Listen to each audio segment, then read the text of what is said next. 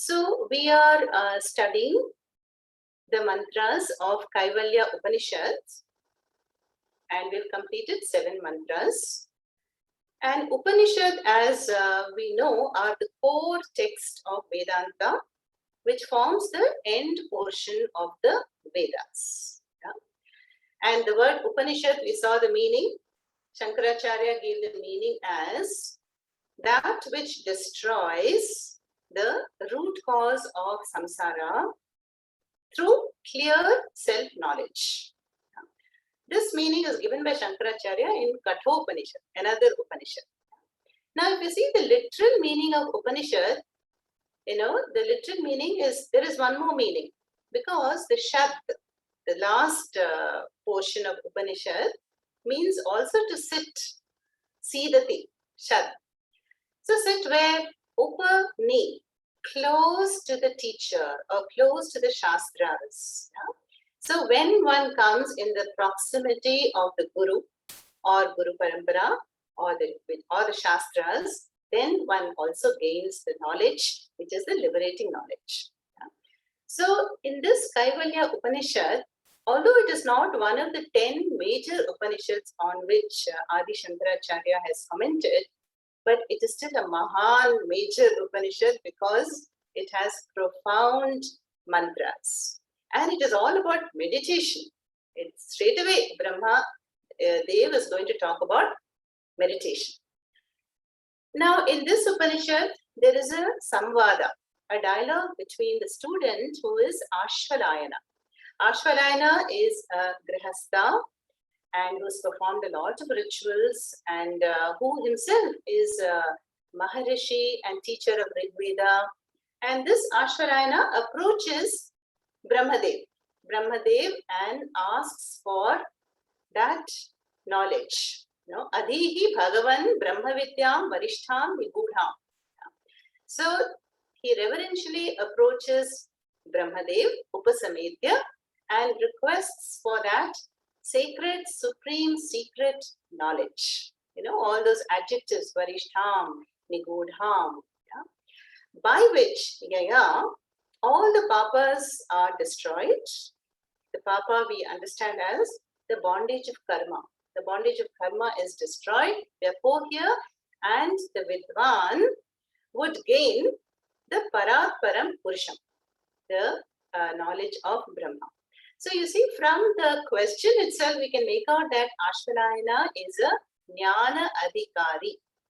He is endowed with the Sadhana Chatushtayam, the 4-fold qualifications that make one eligible for Jnana Sadhana.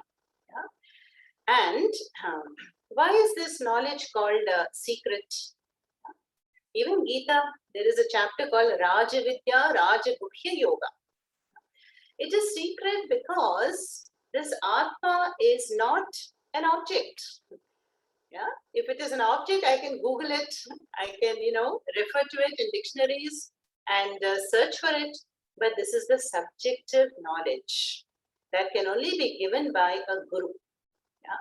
Just as I cannot see my own eyes, and I can only know myself, my true self, in the mirror of the Shastras. So it is secret for this reason. It's not an object. And secondly, one needs the adhikaritam. Yeah? So unless one has already turned away from worldly enjoyments and from heavenly enjoyments, both of which Ashvalayana has done, and then only then one can turn towards the Atma, which is the most subtle topic, because it is the subject. That is why it is secret. And why is it supreme? Supreme because it is this knowledge alone that is a liberating knowledge. All other knowledge, worldly knowledge, will help me, no doubt, make a living and help me to learn something about the world. But it is not going to reveal my true nature. It is not going to remove the ignorance. So that is the difference between Aparavidya and Paravidya. Aparavidya is a stepping stone, is an auxiliary discipline. But Paravidya alone removes the avidya. Then why is this knowledge sacred? Because this is the knowledge of Parabrahma, and Parabrahma is the Jagat Karanam. We have seen, there are two causes, Nimitta Karanam and Upadana Karanam.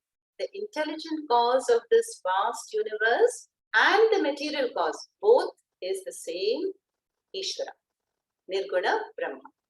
And so for all these reasons, it is the secret, supreme, sacred knowledge. And this is the knowledge that Ashvalayana, the ripe, mature student, asks Brahmadev. Yeah? And Brahmadev's response is the entire Upanishad. Tasmai Saha Uvacha. And what does Pitamaha tell Ashvalayana? Straight away talks about Shraddha, Bhakti, Dhyana. Now we are familiar with all the three terms. Shraddha is an open, trusting mind. Yeah? Now Shraddha can be taken to mean Shravanam. Yeah? If I don't have Shraddha, I cannot do Shravanam. So the word by Shraddha itself, Brahmadev is suggesting Shravanam. Do Shravanam. You see, the mantras of Upanishads are so loaded, every word.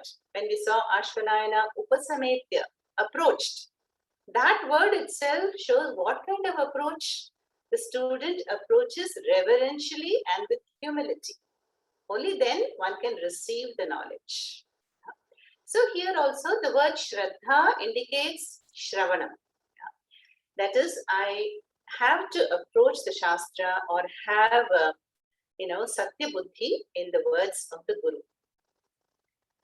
So what it means is Shravanam. Then Bhakti, the next stage, Mananam. So unless I have commitment towards knowledge, a love for this knowledge, Bhakti, Jnana Bhakti, I cannot do Mananam. So Bhakti can refer to Mananam. Then obviously what is left out? Nididhyasana. And Dhyana, the word is already there. So after listening to the Shastras unfolded by Guru, I do Mananam, reflection on them, and then I am able to do Vedantic meditation. What is Vedantic meditation? Meditation on oneself. Contemplation. Yeah? So how can I be that Aksharam Brahma? Yeah? What is my true nature? So that would be the meditation on oneself. So this is the first response of Brahmadev to Ashvalayana. Then we saw mantra 3 and 4 are the Purna Kumbha mantras, the mantras with which one receives a jnani. Yeah, and when we receive or welcome a jnani and sannyasi, these mantras describe the glory of those yatis or sannyasis. The sannyasis have gained the amritatvam not by karma, not by a family, not by wealth. Then how? Tyagena, by renunciation. Yeah? So by now we know that any amount of karmas will not give me that infinite knowledge, that supreme knowledge, because the result of karma will be finite. Yeah, and family also, my children or the family lineage cannot grant me immortality, and neither wealth. Neither the visible wealth nor the invisible wealth, punyam. So at the most, all these three can give me some favorable environment, some punya phalam, but again, it is not the amritatvam. So how is the amritatvam? How do they gain? Tyagena, renunciation. So renunciation is means turning away from worldly enjoyments or from the other three, karma, artha, kama, and turning towards moksha.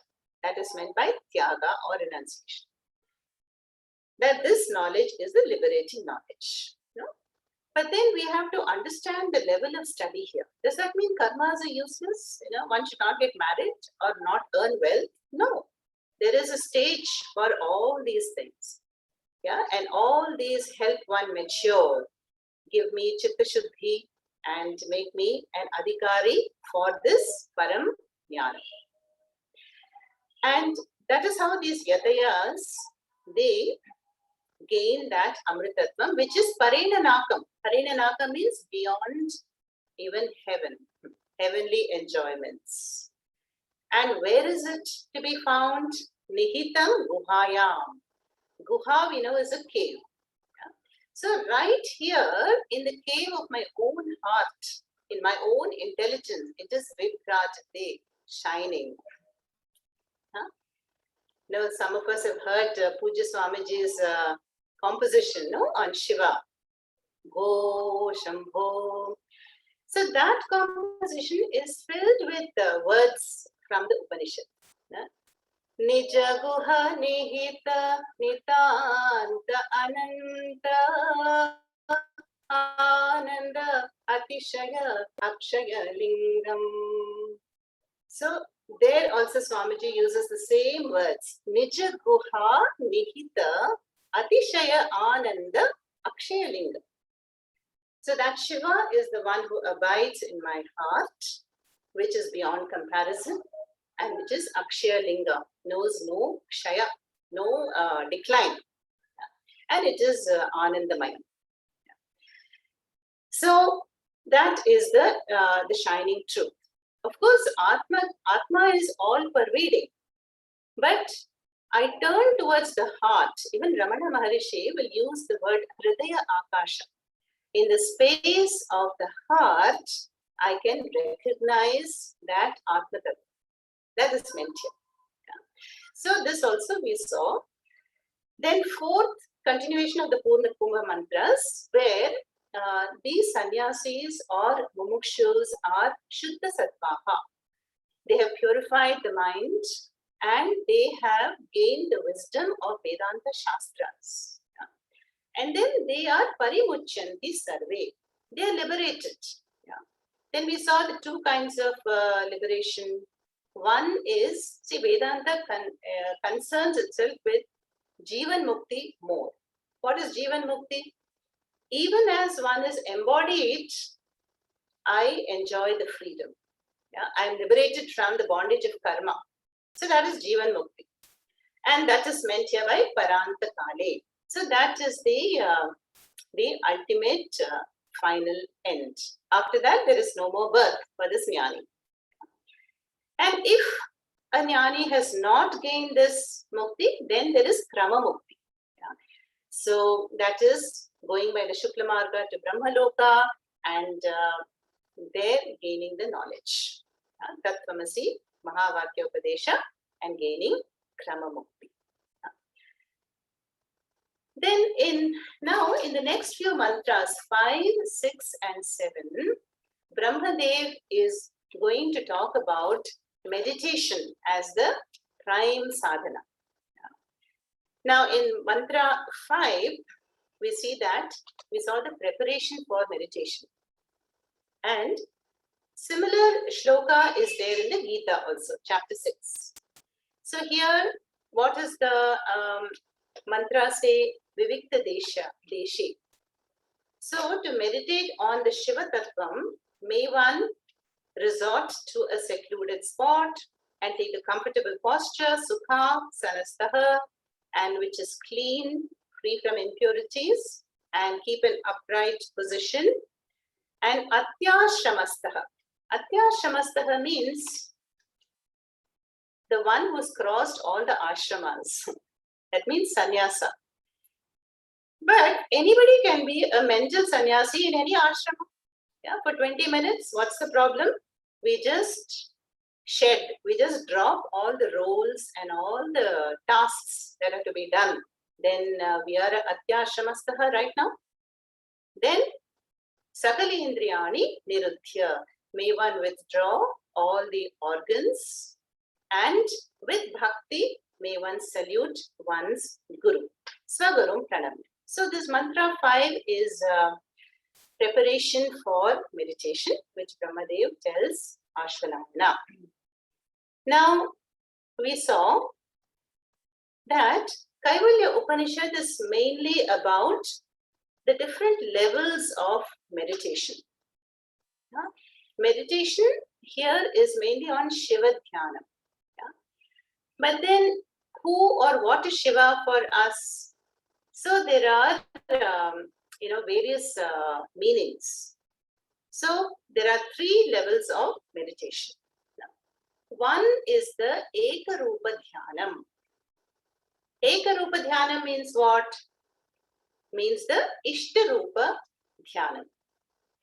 Now we all have, definitely grown up with our Ishtadevata. Maybe by tradition, we are devoted to the worship of an Ishtadevata in the form of Ganesha, Devi, Subramanya, Shiva, Krishna, Narayana, Guruvayurappa. All this meditation on any one of this would be Ekarupa Dhyanam. Yeah? And why do we do that? For Chitta Shuddhi and Ekagrata. To make the mind one-pointed and to free the mind from Ashuddhi, impurities. What are the impurities? Remember in the Gita, Shankaracharya says, mainly Raga Dveshas, likes and dislikes. Yeah? And distractions. The mind is tossed and turned and distracted towards so many things in life. So to get the Chitta Shuddhi and Ekagrata, we do the Ekarupa Dhyana. Then the second level of meditation is Vishwarupa Dhyana. That is Aneka Rupa. Yeah? See, for the great Tyagaraja, such a great Rama Bhakta, for him the whole universe was Ramamayam Jagat. Everything is a manifestation of his most beloved Sri Rama. So this is Vishwarupa Dhyanam. That is, my Ishtadevata is no more confined to my puja room, but it is expanded. That is, I can see the whole Jagat as my Shiva, my Devi, my Guruvayurappan, my Sri Rama, my Ganesha. This is called Vishwarupa Dhyanam. Yeah? And so Sarva Shivamayam, Sarva Devimayam, Sarva Vishnumayam. Yeah? Now in the Upanishads, all the devatas are one. Whether you take Shiva or Vishnu or Devi doesn't matter. Yeah? So there are only superficial differences when it comes to Ekarupa Dhyana. Naivedyam will be different, the Dhyana Shloka will be different, the form will be different, attributes, guna, stories connected with all be different. But the Tattvam is one. Yeah? And so in Vishwarupa Dhyanam, what happens is there is absence of ahankara and mamakara. See how the mind is expanded now. Yeah? And so even the Gita talks about this, Bahunam janmanamante jnanavan mam prapadyate vasudevaha sarvamiti samahatma sudurlabha. So the one who can meditate on the whole universe and see only Vasudeva everywhere, or Shiva or Devi, such a Mahatma is rare, and this would happen after many lifetimes. Bahunam janmanam ante. In the Gita it comes, the shloka. So this is Vishwarupa Dhyanam. But then the Upanishads talks about the third level of meditation, which is Arupa Dhyanam. The Dhyanam on the formless Shivatram. Formless is the Advaita Vedanta or Arupa. So what are the three levels? First is Ekarupa, then Anekarupa, and then Arupa. Arupa means no Rupa. And that is the Vedantic meditation. Meditation upon oneself. Can I see myself as Shiva Tattvam? As Sri Rama or as Vishnu Tattvam? Yeah. So even chapter 12, some of us have studied the whole Gita now. If you remember, chapter 11 is about Vishwarupa. Bhagavan shows to Arjuna. Arjuna is terrified. Yeah.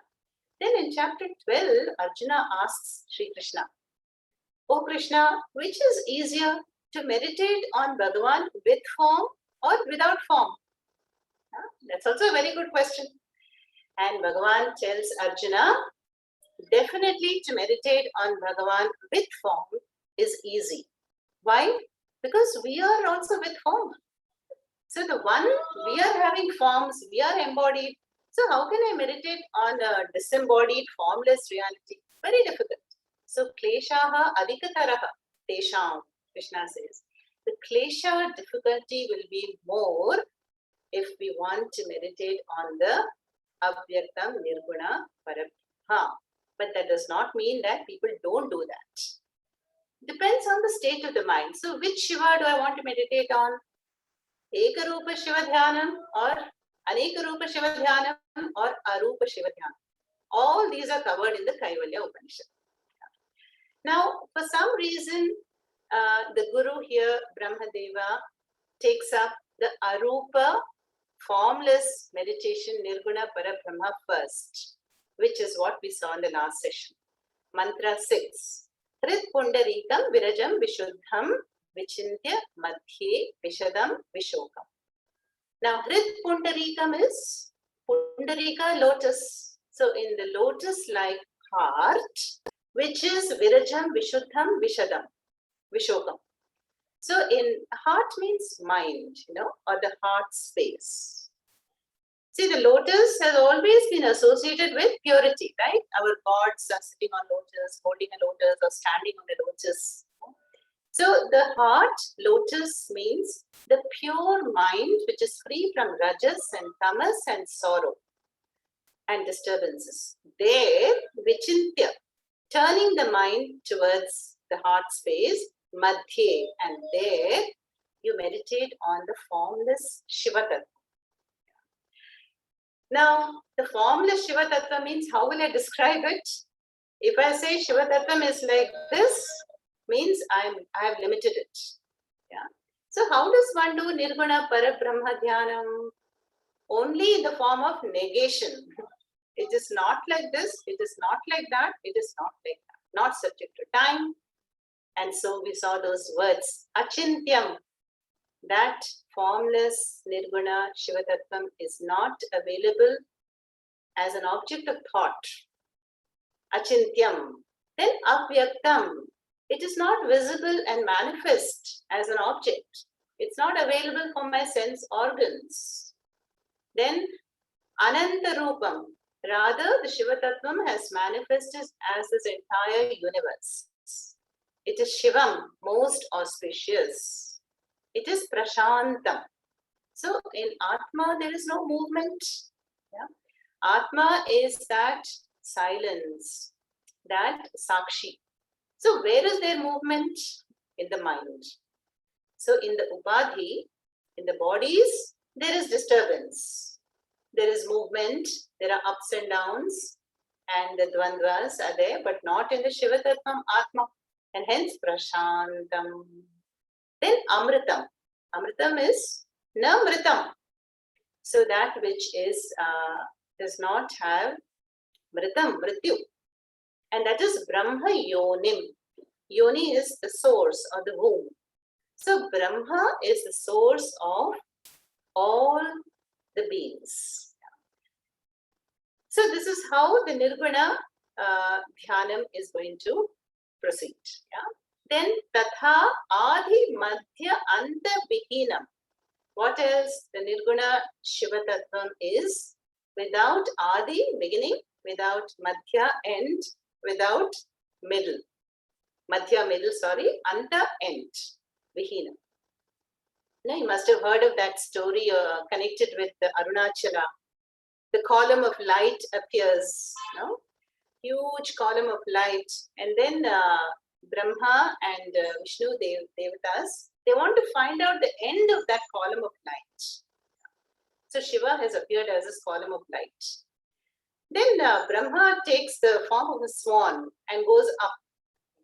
And he keeps going up and up and up and up and up and cannot reach the head of that column of light.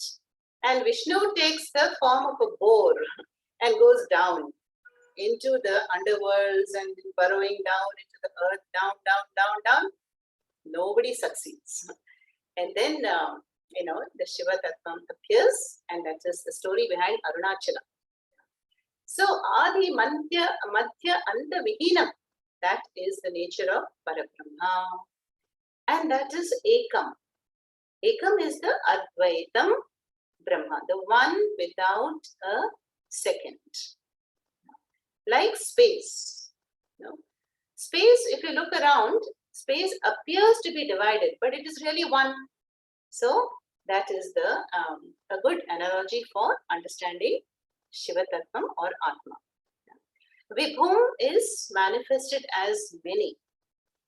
That one Shivatattvam has manifested as the countless beings, which is Chidananda, Ananda Swarupaha, that is my the happiness state of being. Satyam Jnanam Anantam, Sat Chit Ananda Swarupaha. And it is Adbhutam. Adbhutam is wonder. Yeah. So is it not a wonder that it is so close at hand, 24/7 available, shining in the cave of my own heart, in my own intelligence, and yet one has sought it externally. We've gone to temples, we've prayed, we've gone traveled. The reason is only when the time is ready, when one is ready, one can turn towards Brahma Vidya, or one can seek this knowledge. So knowledge is an open secret, but it is available only to those who have made a conscious attempt to approach it. So mantra 6 is about the Arupa Advaita Nirguna Brahma Dhyana. So that is Shiva. So Shiva is pure consciousness, and which is indwelling in my heart, everyone's heart. So that we already saw. Now 7th, here the Guru Brahmadev comes back to the Saguna, that is Ekarupa Dhyana. Now we saw that how can I meditate in the Hritpundarikam, in the heart space on Shiva that I know, that I'm familiar with. And that Shiva is Uma Sahayam, the consort of Uma. You know, some of us have done Kena Upanishad also. In Kena Upanishad also, Uma Devi appears. Yeah? So Uma stands for Brahma Vidya. Yeah? And the consort Shiva stands for Parameshwara. That is the, so Uma Sahayam. So here I have, you know, a very visible support. You know? Instead of all negations, now I have positive attributes. He is Parameshwara, he is the Ishvara of all, he is Prabhum. Prabhum means powerful. You know? Powerful because Ishvara is endowed with Shakti, Maya Shakti, and which has emerged as this vast universe. Subtle universes, gross universe, my Sukshma Shariram, Sthula Shariram, all that is because of Prabhu. Then Trilochanam, we saw three-eyed, and many stories behind that.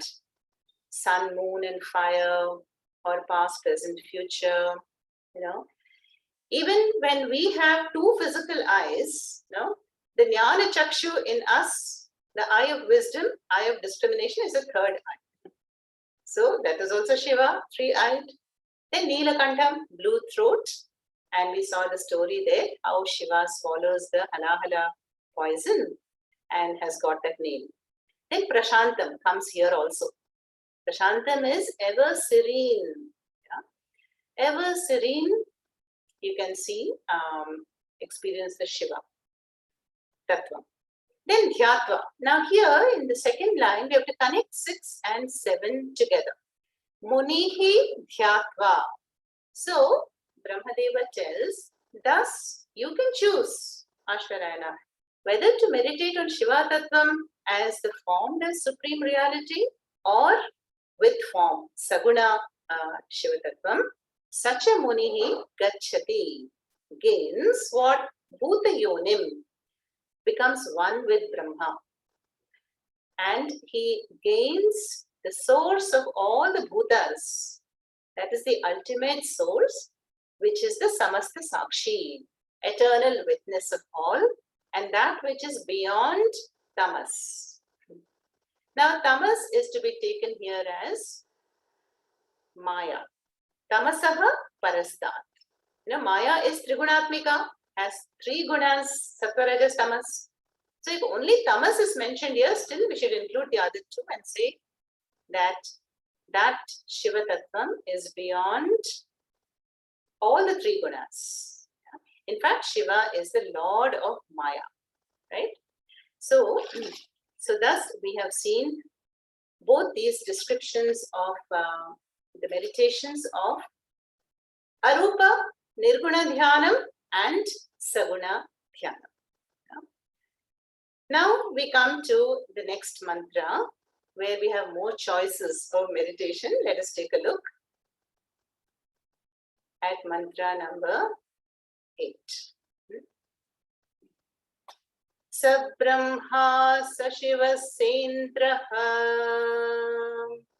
Sabrahma Sashiva Sendraha Sokshara Paramaswarat Sokshara Paramaswarat Sabrahma Sashiva Sendraha Sokshara Paramaswarat Sa eva Vishnu Sapranaha Sa eva Vishnu Sapranaha Sakalognis Chandramaha Sakalognis Chandramaha Sabrahma Sashiva Sendraha Sokshara Paramaswarat Sa eva Vishnu Sapranaha Sakalognis Chandramaha.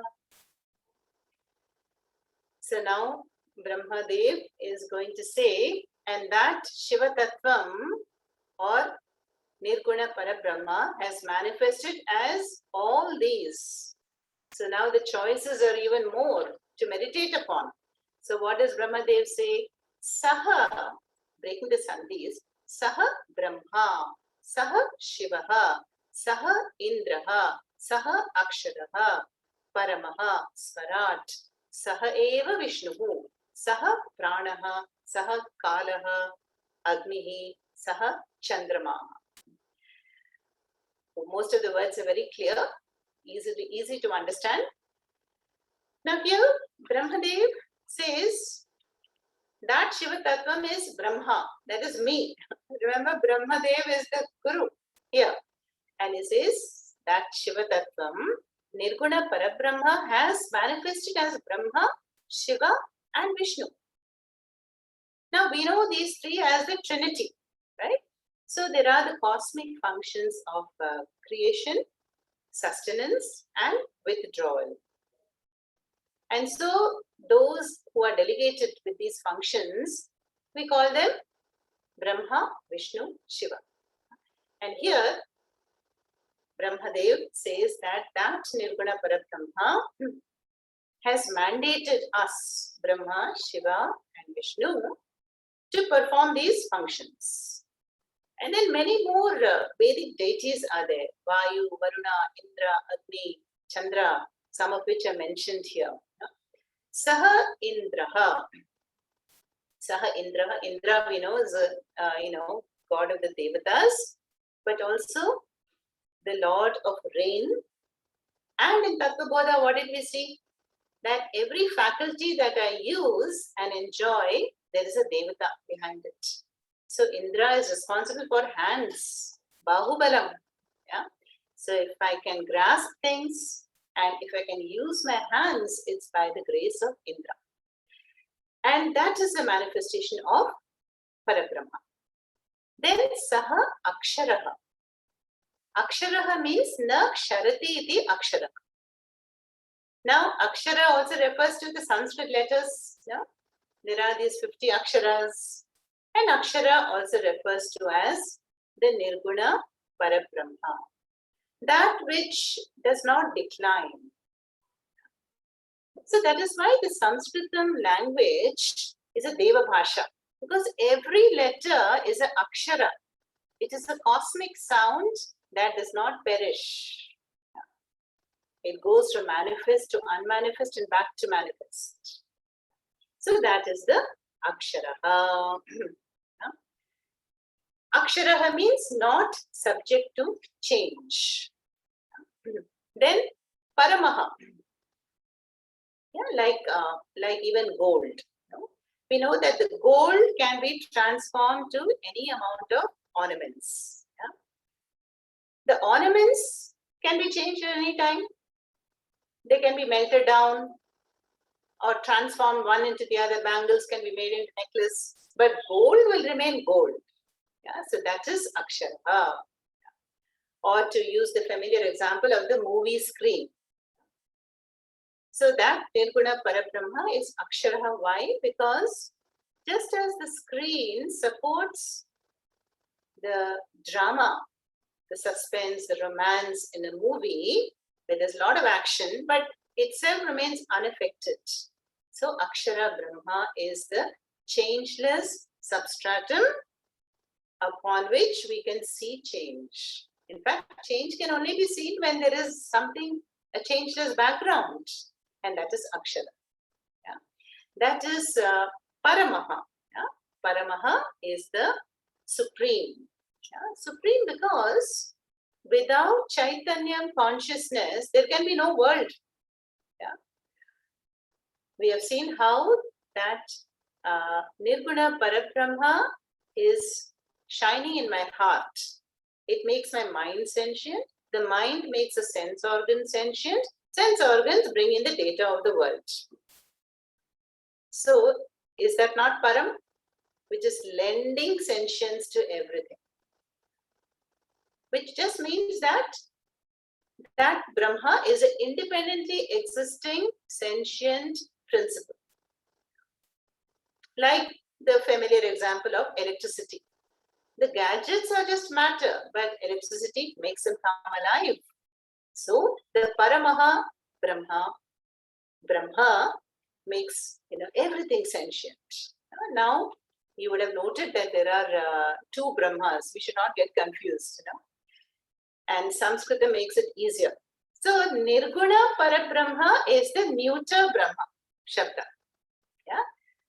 Napunsakalinga Nakaranta Brahman Shabda refers to supreme consciousness. But when we are saying Brahma, long A, we are referring to the manifestation of Brahma as the creator.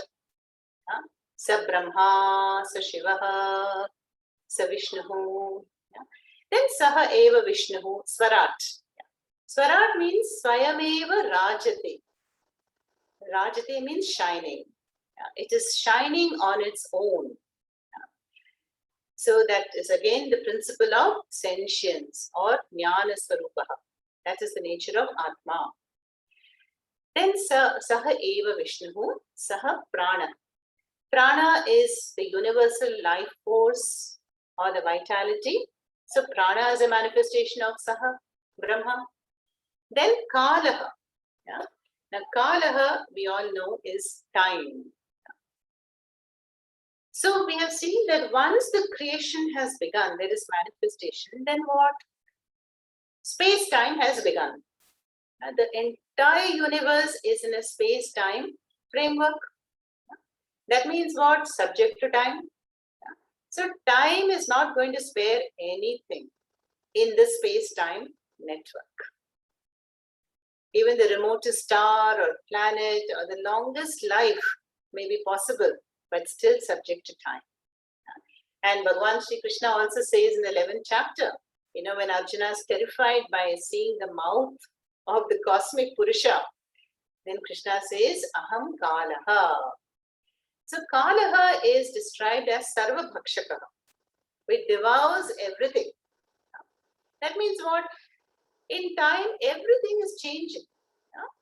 Now, nothing remains the same the next moment. The Swamiji will say, born is gone born, born gone is. Anything is born, time is ticking away. That means it is subject to time. But what about Nirguna Brahma? Nirguna Brahma is Kalatita. Kalasya Atita is beyond time. So it is like when we are watching a movie, we see that the movie has a beginning, middle, and end. But I am standing apart as the witness. So that is the nature of Nirguna Parabrahma. But the skala is significant because everything is cyclic in life. Day, night, the seasons are rotating, yugas are cyclic, our biorhythms, sleep pattern, everything is cyclic. Time, comes and goes, the flow of time. That is a manifestation of Shivatvam. So, Saha Kalaha. Then Saha Agnihi. Fire. We know that fire is a third of the Pancha Mahabhutas, which is the first, which has a form. And Saha Chandramaha. Chandrama is the moon. Yeah? So here the mantra 8 only talks about the various manifestations of the Ekam Brahma.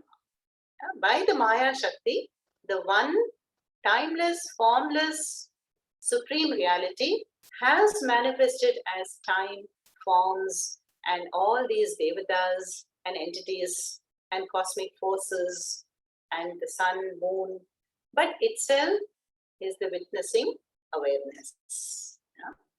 So that is mantra 8. Sa Brahma, sa Shiva Sendraha, Sokshara Paramaswarat, sa Eva Vishnuhu, sa Pranaha, sa Kalogni, sa Chandramaha.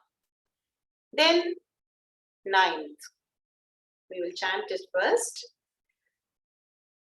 Sa eva sarvam yadbhutam, sa eva sarvam yadbhutam, yaccha bhavyam sanatanam, yaccha bhavyam sanatanam, nyatva tam mrityamatyeti, nyatva tam mrityamatyeti, nanya pantha vimuktaye, nanya pantha vimuktaye.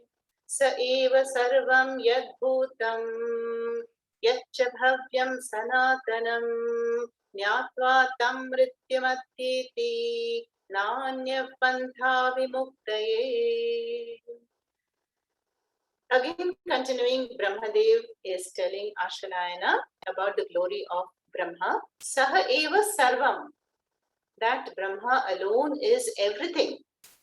Yat bhutam. Bhutam means that which has already happened, that which is the past. Then yat cha bhavyam. That middle yat will be for present. That which is present is also Brahma. And bhavyam, that which is going to be, the future, that is also Parabrahma alone. Yeah? Bhuta bhavya bhavat prabhu. Vishnu Sahasranama we have, no? Vishwam Vishnu Vashatkaro Bhuta bhavya bhavat prabhu. So Vishnu is the past, present and future. Same thing here, only with Shivatvam. Shivatvam is past, present and future. Yad bhutam, yaccha bhavyam. And Sanatanam. Sanatanam is eternal.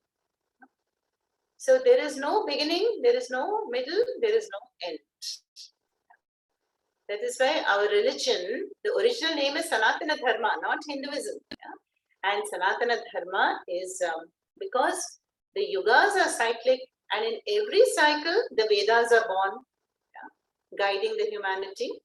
And this is an eternal cyclic manifestation, unmanifestation. So that Brahma is Sanatanam. Then Nyatva Tam, having known, knowing thus. Knowing what? Knowing that Shivatvam. The Shivatvam, which is Ekam Brahma, which even though timeless, formless, spaceless, manifests as space, time, and countless manifestations. Then what is the benefit? Mrityam atyeti. Mrityam atyeti means one would cross over death. One would cross over death by gaining knowledge of Shivatattva. Remember, Shivatattva stands for Atma Jnanam here, self-knowledge. So by gaining self-knowledge, one crosses over Mrityu. How is that so? Does it mean I will live forever? Of course not. We know that death is an inevitable fact of life. Whatever is born is subject to time and decay, deterioration, and finally death. So Mrityam Atyeti crosses over time means knowing the Shivatattvam as the timeless supreme reality. I am subject to Mrityu when I'm identified with Anatma. So what is Anatma? Anatma body, Anatma mind, Anatma relationships, Anatma profession, Anatma, so many Anatmas are there, no? Anatma possessions, yeah, home, property. So matter, in short. Anytime I'm identified with Anatma, I'm subject to time and Mrityu. Yeah. But the moment I'm identified with Shivatram, by gaining self-knowledge, Mrityum Atyeti, knowing that one crosses over the death. Yeah. Then is there any other way, if the question is asked, na anyaha pantha vimuktaye. For vimukti, liberation, there is no other pantha. There is no other path. Yeah. Other than knowledge. Yeah. Knowledge of Shivattatvam. Yeah. How can you say that? Jnanameva mokshaha. Because what is the cause of suffering? It is ignorance. Yeah. Then what will be the solution? Knowledge. Now, knowledge is the only one, self-knowledge is going to remove that avaranam, is going to remove my notion that I am this anatma. Right now, if I'm identified with anatma, I am so and so, then I will be subject to time and death and decay and suffering and karma phala. But when I gain self-knowledge, I'm one with the Shivattatvam, which is timeless, formless, faceless, deathless, birthless. And that is meant here, that self-knowledge alone will give the liberation. Liberation because ignorance of my true nature is the cause of samsara. Now, we are studying the Upanishad, which is the highest wisdom, So, obviously, it is implied that the Karma Yoga stage is over. Yeah. So, remember, Karma Yoga is an initial sadhanas to remove the raga dveshas. Then, upasanas make the mind steady. So, once the mind is purified, then steadied, then it can receive the knowledge of Shivattatva. And that is what the mantras are talking about here. Then we'll do one more mantra, number 10. Sarvabhutastamatmanam Sarvabhutastamatmanam Sarvabhutani Chatmani Sampashyan Brahma Paramam Sampashyan Brahma Paramam Yatinan Yena Hetuna Sarvabhutastamatmanam Sarvabhutani Chatmani Sampashyan Brahma Paramam Yatinan Yena Hetuna. In this mantra, the first line is identical to a shloka from the Gita. Now it comes in chapter 6, shloka number 29. Sarva bhutastamatmanam sarva bhutani chatmani. Krishna says to Arjuna, same thing. Only the first line. So what does this mantra say? Sarva bhutastham atmanam. Yeah. Atmanam is the self, which is sarva bhutastham, which is equally indwelling all beings. Yeah. We have seen this before. Whether the body is of a mosquito or a virus or or a celestial apsara or a demon in the narakas, or the president or us, sarva bhutastham atmanam. Yeah. The Atma Tattvam or Shiva Tattvam is identical. Equally indwelling supreme reality indwells all the upadhis. Yeah? Like I gave you the example of the chocolate. The wrappers are different, but the chocolate is sweet. That is the content, and that is the Atma Tattvam. Yeah?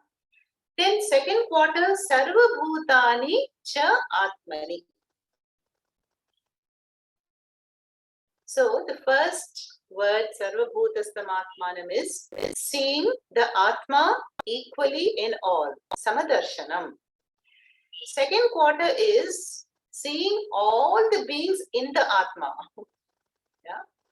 Seeing Atma in all beings and all beings in Atma, Sampashyan. Let's go to the verb. Sampashyan in the second line means Samyak Pashyan. Seeing very clearly with the eye of wisdom or eye of discrimination, that Paramam Atmanam.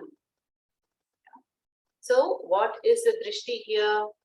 The Advaita drishti is, can I see the same indwelling Atma in everything?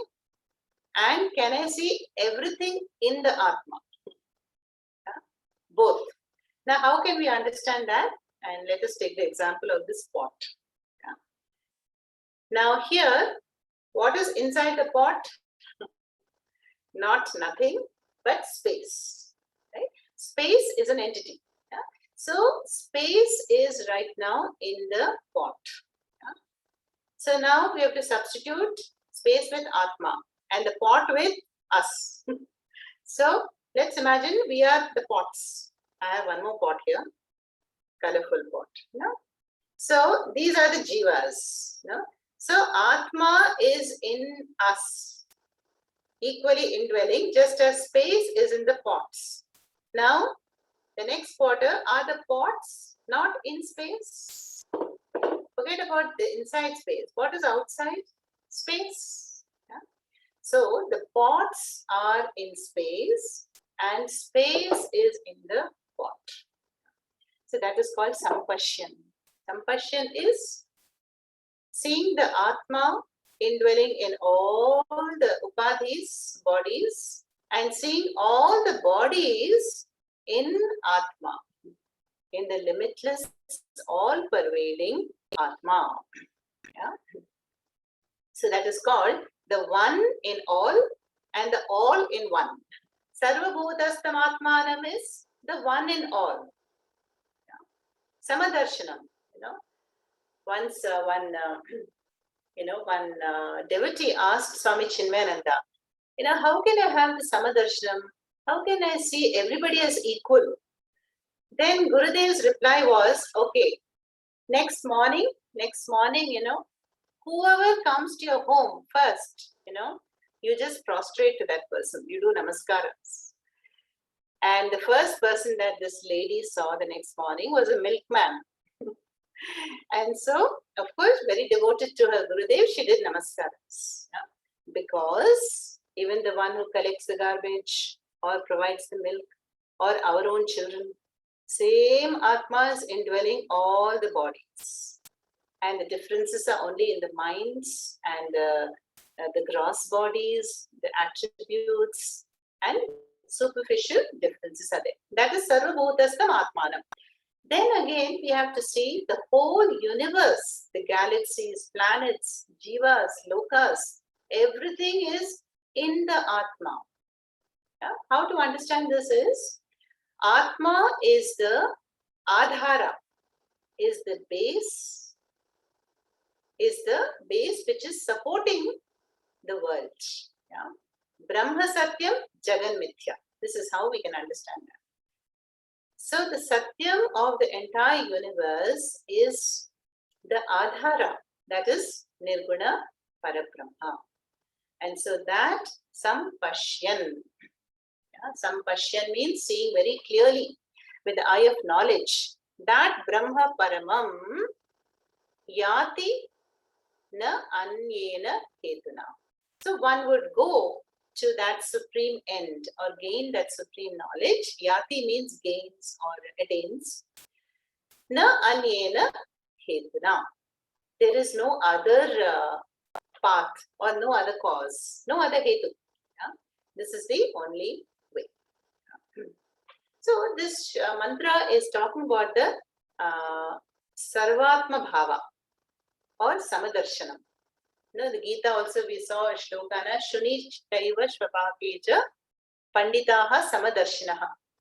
So the wise people, they see the same Atma indwelling, a dog eater, or an elephant, in a wise person, in an ant, in a cow.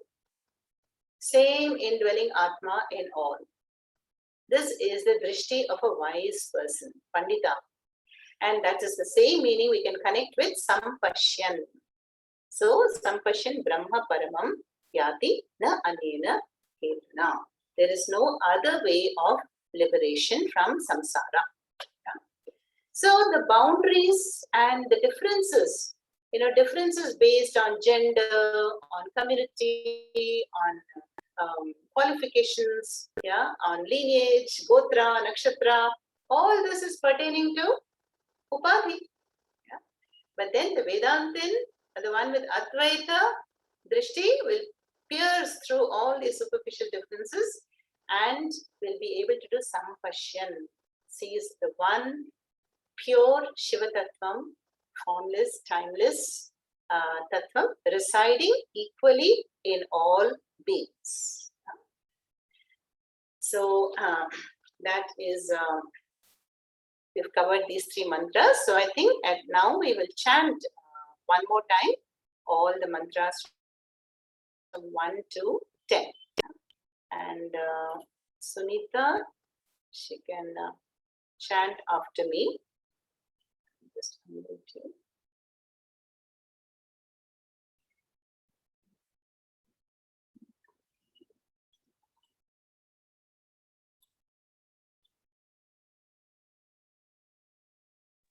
Are you able to unmute? Yes, Amma. Okay, great. So let's go back to mantra 1.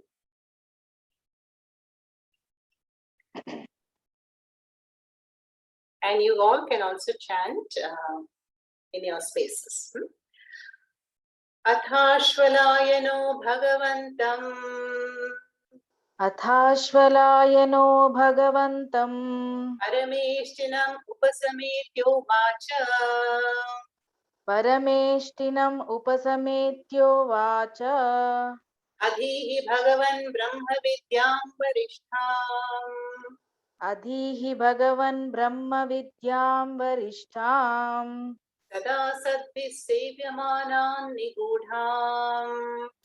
Sada Sadbhi Sevyamanam Nigudam. Yaya Chirat Sarva Papam Vyapohya. Yaya Chirat Sarva Papam Vyapohya. Parat Param Purusham Yati Vidvan. Parat Param Purusham Yati Vidvan. Tasmai Sahovacha Pitamahascha. Tasmai Sahovacha Pitamahascha. Shraddha Bhakti Dhyana Yogadavaihi. Shraddha Bhakti Dhyana Yogadavaihi. Karmana na prajaya dhanena. Na karmana na prajaya dhanena. Yagi naike amritattvamanashuhu. Yage naike amrutattvamanashuhu. Parenana kannihitam guhayam. Parena nakam nihitam guhayam. Vibhrajate yadyatayo vishanti. Vibhrajate yadyatayo vishanti. Vedanta vijnana sunischitarthaha. Vedanta Vijnana Sunischitardhaha. Sannyasa yoga yataya shuddha sattvaha. Sannyasa Yoga Dhyataya Shuddha Sattvaha. Te brahmalokeshu parantakale. Te Brahma Lokeshu Parantakale. Paramrita parimuchyanti sarve.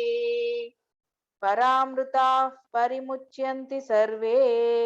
Vivikta deshe cha sukhasanasthaha. Vivikta Deshe Cha Sukhasanastaha. Shuchis samagriva shirashariraha. Shuchis Samagriva Shirashariraha. त्याश्रमस्तः सकलेन्द्रियाणि अत्याश्रमस्थः सकलेन्द्रियाणि निरुद्य भक्त्या स्वगुरुं प्रणम्य निरुध्य भक्त्या स्वगुरुं प्रणम्य हृत्पुण्डरीकं विरजं विशुद्धम् हृत्पुण्डरीकं विरजं विशुद्धम् चिन्त्य मध्ये विशदं विशोकम् विचिन्त्य मध्ये विशदं विशोकम् चिन्त्यमव्यक्तमनन्तरूपम् अचिन्त्यमव्यक्तमनन्तरूपम् शिवं प्रशान्तममृतं ब्रह्मयोनिम् शिवं प्रशान्तममृतं ब्रह्मयोनिम् आदिमध्यान्तविहीनमेकम् तथादिमध्यान्तविहीनमेकम् विभुं चिदानन्दमरूपमद्भुतम् विभुं चिदानन्दमरूपमद्भुतम् उमासहायं परमेश्वरं प्रभुम् उमासहायं परमेश्वरं प्रभुम् त्रिलोचनं नीलकण्ठं प्रशान्तम् त्रिलोचनं नीलकण्ठं प्रशान्तम् ज्ञात्वा मुनिर्गच्छति भूतयोनिम् ध्यात्वा मुनिर्गच्छति भूतयोनिम् समस्तसाक्षिं तमसः परस्तात् समस्तसाक्षिं तमसः परस्तात् स ब्रह्मा स शिवसेन्द्रः स ब्रह्मा स शिवसेन्द्रः सोऽक्षरः परमस्वराट् सोऽक्षरः परमस्वराट् स एव विष्णुः स प्राणः स एव विष्णुः स प्राणः स कालोऽग्निः स चन्द्रमाः सकालोऽग्निः स चन्द्रमाः स एव सर्वं यद्भूतम् स एव सर्वं यद्भूतम् यच्च भव्यं सनातनम् यच्च भव्यं सनातनम् ज्ञात्वा तं मृत्युमत्येति ज्ञात्वा तं मृत्युमत्येति नान्यः पन्था विमुक्तये नान्यः पन्था विमुक्तये सर्वभूतस्थमात्मानम् सर्वभूतस्थमात्मानं सर्वभूतानि चात्मनि सर्वभूतानि चात्मनि सम्पश्यन् ब्रह्म परमम् सम्पश्यन् ब्रह्म परमम् याति नान्येन हेतुना याति नान्येन हेतुना. Thank you. And the next mantra is about meditation on Om, which we will see in the next session. Om Purnamadah Purnamidam Purnat Purnamudachyate Purnasya Purnamadaya Purnamevavashishyate. Om Shanti Shanti Shanti. Harihi Om Shri Gurubhyo Namaha. Harihi Om Tat Sat.